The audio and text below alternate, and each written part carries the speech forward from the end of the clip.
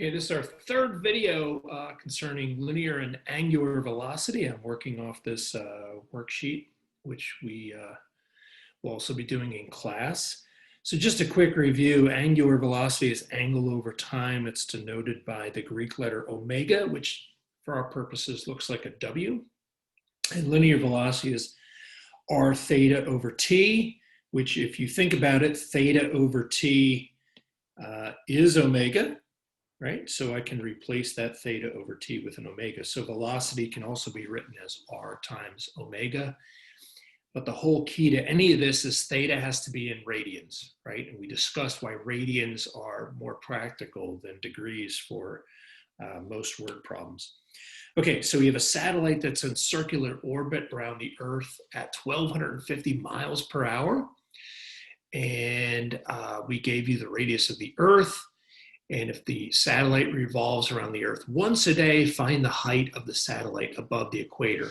First of all, a quick note, none of this is really to scale, and most satellites go around the Earth many times a day. So, you know, the numbers here, mathematically we can do it, but for all practical purposes, the problem doesn't make a lot of sense. So don't show this to your physics teacher, but we're gonna do some good math anyway. All right, so kind of here's my picture. I got the Earth, that's that inner ring here. I guess I'll highlight this thing in like a light green. So that's my Earth. And then that outer ring would be the satellite going above the Earth. And why do I note that? Because, you know, the radius of that satellite's orbit is not just the 3960, it's also the height above the Earth. So it's an algebraic expression, right? The radius would be those two things added up. So it'd be 3960 plus h, which is its height above the Earth's surface. So that's kind of the trickiest part of the whole problem, right? So what are we given in the problem? We're given 1,250 miles an hour. That's a distance per time. That's a linear velocity. We're given, well, we're not given the radius we just found was 3960 plus h. And it revolves around once per day. So that gives me a time unit of 24 hours. So I kind of have everything I need for my linear velocity formula. So let's write it out, right? V equals r theta over t. My radius is that algebraic expression, 3960 plus h. Now, incidentally, just a reminder, you're watching a video. If you think I'm going too fast, hit pause, right? You're kind of in control of this lesson.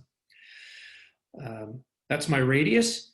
My angle, for almost all of these, it's 2 pi. We're talking about one rotation, one orbit around the Earth, right? And then finally, how long does that orbit take? It takes once per day, so it's 24 hours, okay? Unfortunately, I did not up top here, this 3960 plus h, that's in miles. I kind of omitted the unit. It's very important in these word problems that you keep your units. So at the end, you might have to convert, right? If you have feet per second, you might have to change that to miles per hour and whatnot. Finally, what does this equal to? It equals the linear velocity, which I know is 1,250 miles per hour, which I'm going to write as a fraction. And, you know, guess what? My units on the right side of the equation, the miles per hour, are consistent with what's left on what's on the left side, miles per hour. So really, I just have to crunch the numbers, and I want to solve this for h. That's what I'm looking for. So mathematically, what would you do? Well, you want to get this by itself to start with. So I'd start by writing down 3960 plus h equals this 1250. Notice I'm just kind of leaving the units out because they're the same on both sides, so they are going to cancel out. I got 1250, and now I have to get rid of this 2 pi on the left. Well, you know, divide by it, right? On the left, you're dividing by 24. How do you get rid of it? Multiply by it. And your last step, you got 3960 plus h. You got to take the right side and just subtract the 3960. So I get 1250. I get a 20 times 24 divided by 2 pi, and that whole quantity, I got to subtract 3960. And again, this is a job for your calculator. And if you do that, you're going to get about 815 miles.